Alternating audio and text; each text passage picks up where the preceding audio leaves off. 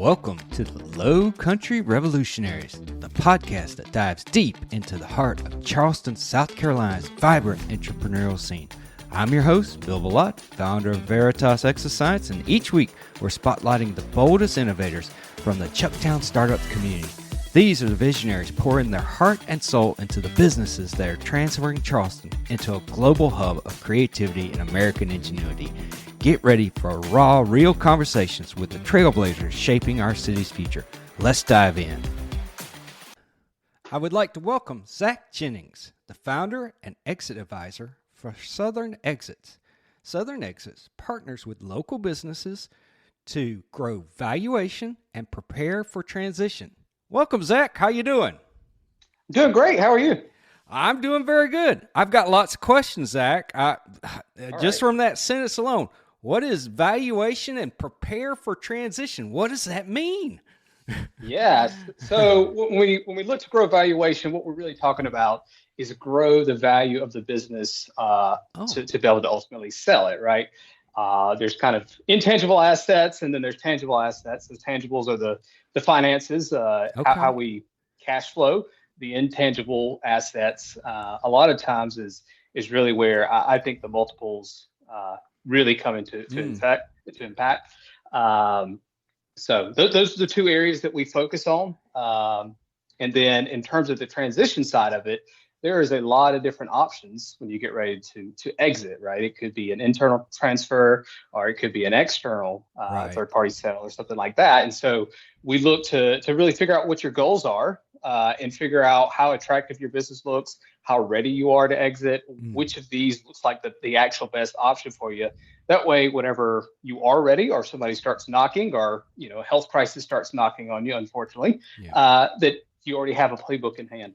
Yeah, so I heard something crazy. So, I've been to several of the Chucktown startups meetings, and I went to the Carolina, Virginia's Business Brokers Association meeting. I've been to several meetings around here, and they told me this thing, and I want to bounce off you. And they said, plan for your exit as you're starting your business. Have you heard of that? Does that make sense to you? It makes a ton of sense. So I've had a couple different businesses, and that's one thing, even back when I first started some other businesses, I wish I would have done. And the reason is that as you're building things, you're scaling things, but the things that actually improve your valuation are just good business. It's just good business strategy. It's really building in the right operations and the processes as you go, as opposed to having somebody like me come in and have to redo it on the back end. So you're going to reap all the benefits of better improvement, better processes along the way. But I also think that if you don't know what your true end is, like, you should start with the end in mind. Right. Right. And the end is not just I want this customer or that. At the end is probably I want to build up a business to X amount. Then it's just you're probably going to miss the mark. Oh, wow. Yeah. So it's somewhat sort of tied into business strategy. So as you're building your business plan, one of the things in a business plan is, what is your strategy? What are you trying to achieve? And I never thought about thinking about, okay, your exit needs to be a part of that. Do you help people kind of think through that? Is that what you do early on, I guess? Yeah. I've had a number of conversations, and you think about all the support that is in South Carolina, which I think is tremendous in terms of entrepreneurs and being able to just help business owners get started, right? There's a lot on funding, there's a lot on business cases and business plans, but there's not always a lot on that exit planning side of things, to be thinking about that in the end. So I always welcome conversations with people that are just getting started out, because ultimately they're going to reap the benefits really more so than anybody, I think. Because they're going to always be, the things they're building are always going to have value and a target on it at the end. So I have a lot of conversations with new startups now that is to ultimately just to guide them, right? They're not looking to sell at that point, and that's fine. That's not what the target is. I want to come in 3 to 7 years before you're actually ready to make sure that everything is in a good place. Yeah, and it's funny. I was thinking about that funnily enough, today, it's like I'm talking to a friend of mine. He has his own business, and we're talking about doing some things together, sort of partnering. And I'm thinking to myself, I need to know what assets, what IP and stuff I have, so I can even have this conversation and be productive. And, that's what it's, I'm kind of hearing from you is kind of having a better understanding of what you're doing, what IP, what kind of assets you have. So not only can you plan for an exit, but also plan to do things with other businesses around the area, because we've got a lot of great entrepreneurs in this area, like you said. Yeah, absolutely. I think that depending on your strategy, right, the growth strategy may be to acquire others, right? You need to really take an assessment of what are the true values that you have, right? What are the intellectual properties? Like, what are the processes? What are the systems? What is it that you have? What is it you feel like that you need to acquire to be able to partner with that? Where's the duplication in that, especially if you're looking at acquisition as a strategy for growth? Right. Yeah. And, that's something else. It's like probably a lot of folks are like me. It's like, I haven't even thought about acquisition as a strategy for growth. You're just like, You're just trying to get the ship afloat and get it out to sea a little bit. Maybe not to sea, but just let's go around the harbor a couple of times, Yeah. Let's keep some control of it, but yeah. Yeah. But yeah, and I think, it's wonderful to have folks like yourself where you can have this conversation and kind of open your eyes to like, okay, here's a lot of possibilities here. Yeah. Another one, you talked about tangible assets. Do you help people kind of think about when should you invest in, I'll say, real estate or property, or having an office or not having an office, or a manufacturing plant, or any? Is that part of the conversation too? Because that, to me, that's tangible assets, right? Yeah. So it's when I go in, I like to take a very holistic approach of things. So we'll look at business, personal, and financial. Oh, okay. We'll do an assessment on that. So it really is a holistic view to planning. And so it could be that as we get into the business side of it, is that the most effective thing is to invest into real estate, right? Right. It really is dependent upon this initial engagement that we have, where we take a deep assessment, and the thing is, so I love it because it's owners for the first time asking questions about their business as a buyer would. Right. We always think that our stuff is, it's better than it probably is. And that's how we are as entrepreneurs. But when we start to take a real true assessment as a buyer would, we start to look at it a little bit differently. We start to not just look at, what does the revenue look like? We start to look at what is the actual ultimate overall value in it. So right. It could be real estate. It could be technology. There's a lot of different things that you may need to assess. So. Right. And Charleston's a very historic, old culture down here. I imagine you deal a lot with family transitions too. A son or a daughter coming in to take over, or some family member coming to take over. How do you navigate that? That can be kind of sensitive, right?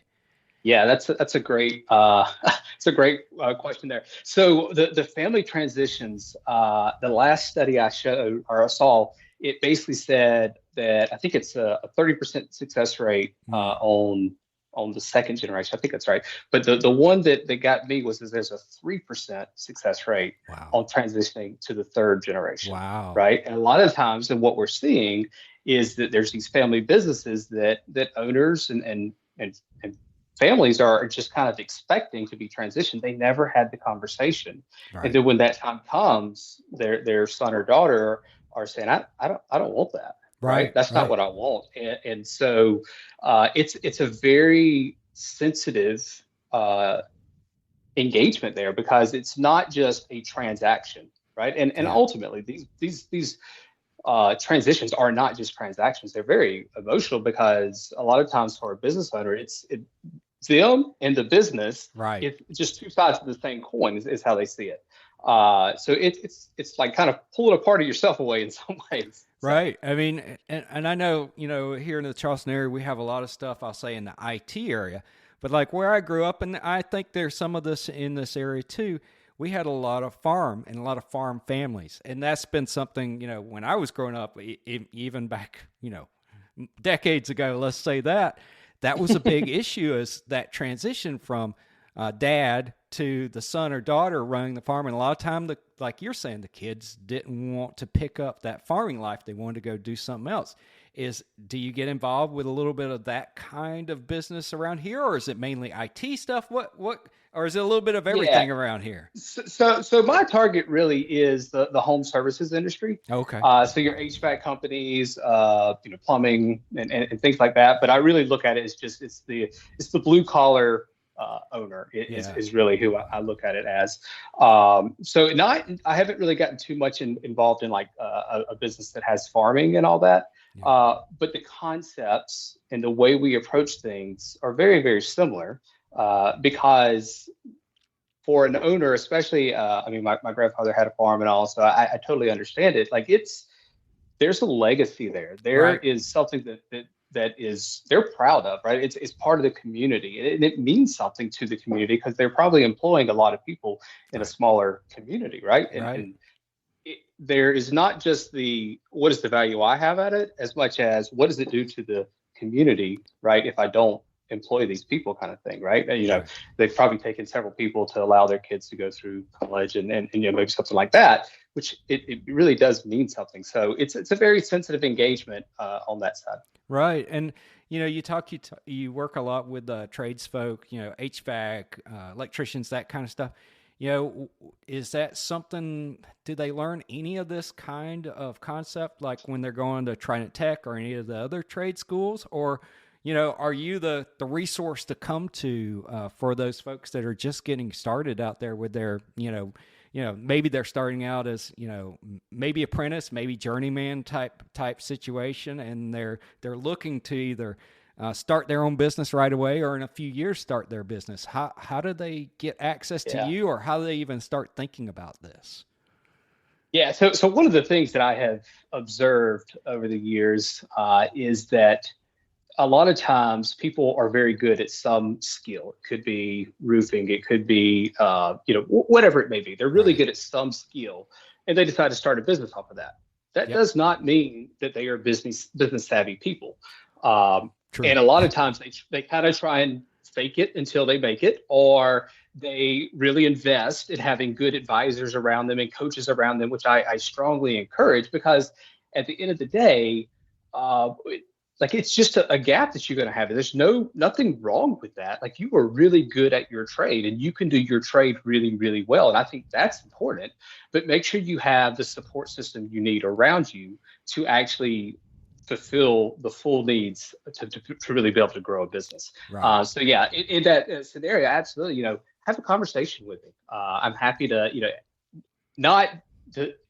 you may not engage with me, but I can help get you connected to somebody based off of whatever your need is, right? To make sure you have the support that you need on that business side of the house, because those systems, they matter, and you're probably going to spend twice as much time trying to build them out, right? And it's ultimately it's cheaper and better, I think, to invest a little elsewhere. So absolutely, yeah, and I totally feel what you're saying. It's like, I'm a scientist. I spent a lot of time in school, but I didn't spend a lot of time in business school. And so, you're kind of giving a great ad for, like, why me and a lot of other people are like in Chucktown Startups and some of the other associations around here, because you can't know it all. There's no way. No, you can't. And why not leverage the people around you and the networks that exist to help you out? And that's the great thing.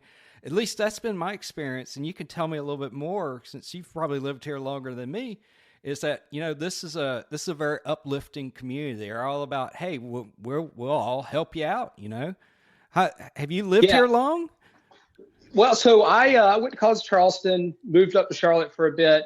My wife and all, we moved back about 2 years ago. Okay. So it's, I love Charleston. It's home for me. But I think I found it more within the Chucktown kind of area, but I think entrepreneurs genuinely want to see other entrepreneurs win. Right. They do the guts it takes to go out on your own, and they genuinely are helpful in being able to, offer something to you, but you got to ask is the Right. problem. Right. And a lot of times I think we try and figure it out, try and YouTube it, all that, Yeah. as opposed to really building some people around you, other entrepreneurs that are in, similar industries, but kind of they may be a little bit further ahead than you. And I think that a lot of times we just don't strategically or intentionally put that team in place to be able to have people we can just bounce questions off of. We're going to get stuck. I mean, I think part of half the battle as an entrepreneur is being able to keep going. It is a roller coaster. Some days you feel like you are taking on the world and you've got it all figured out, and the next day it's like, what are we doing? Right. Right. Yeah. I mean, it's like you're I know exactly what you're saying. It's like I feel like I'm looking for those little small successes to get through a lot of the rough spots, and there's a lot more rough than successes a lot of times when you're starting up. So, yeah, and having a network and being connected to others has been, for me, and I hope for others, has been really helpful. Like I made a connection through. The Carolina, Virginia's Business Brokers Association with a legal team that I'm looking to use to help me with my business, because I'm not expert in legal stuff. I know what legal documents look like. I've looked at them before, but I don't want to say, oh, I know all this ins and out of business law and make a mistake that could cost me a lot later on. And I think you were talking a little bit about that. It's like, so you've got a network of people that to go to also, right? Yeah. I've got so I kind of look at it on two folds. One is advisors, so people that are kind of in my area. So that could be your CPAs, your financial advisors, attorneys, and things like that. I want to have a network around me, because when I go in, I want to make sure we're able to fill the gaps that an owner or a business may not have, where there are gaps in that. Right. But the other one is to have advisors to me in this area. And a lot of time, I mean, I have saved so much money by just asking a question like, hey, I'm thinking about doing this. Have you done something like this before? Right. And sometimes they're like, Zac, please do not do that. I did this, and this is what it cost me, because I went down the same route you were going to go. But now, what I ultimately did was this. It saved me money. And it's a conversation. Like, it doesn't cost anything in that, right? Maybe coffee and lunch every now and again is what it costs you, but it's I think entrepreneurs genuinely want to help. Yeah, I think so. And I think it's also getting over that hurdle of you don't know what you don't know kind of thing, which is like, okay, I need to be talking to people so I even know what to ask about sometimes. And that's hard. I'll say as an entrepreneur, it's hard because you're spending so much time focused on building your business. Sometimes you forget you need to talk to other folks that are going through the similar thing as you. So I totally agree with that. Yeah. There's a lot of learning that can be taken just by talking to other business owners, I think. Yeah, that's great advice right there. And I wanted to ask, so you're an entrepreneur, you've got your own business. What advice would you give to others out there? They're just getting started, and they're, struggling like everybody else, but they're excited and they're passionate about what they do. Yeah. So a couple things I would say. One, I don't remember who told me this, but it's always kind of stuck with me, is dream big and start small. Right. So dream big. Don't sell yourself short. Like, you have a lot of capability, so dream big, but start small. And the other one would be exactly what we were just talking about, was getting that advisory team around you ahead of time. I'm happy to have conversations. I want to see entrepreneurs win. It is one of my goals, is to see entrepreneurs win. So give me a call.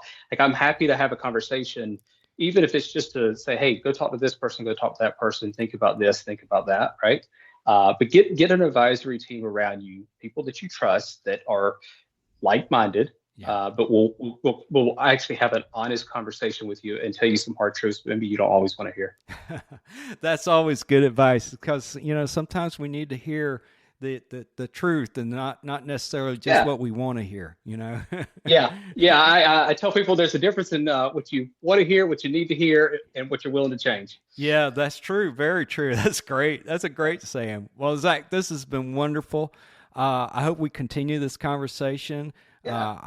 I would love to have you help me with my business too. So Absolutely. I will keep in contact, and definitely if you want to come back on sometime, talk about some of the things that's going on, and give people some tips about how to deal with their business and get ready for an exit someday. It sounds like it'd be a wonderful conversation. I'd love it, Bill. All right. Well, thank you so much. You have a great day. Thanks. You too. That's a wrap for this episode of the Lowcountry Revolutionaries. Thanks for joining us as we celebrate the fearless entrepreneurs making wave in Charleston's Chucktown Startups community. I'm Bill Bellot, and it's been an honor to share these inspiring stories with you. If you enjoyed this episode, subscribe, leave a review, and share it with someone who needs a spark of Lowcountry innovation. Until next time, keep pushing the boundaries of what's possible.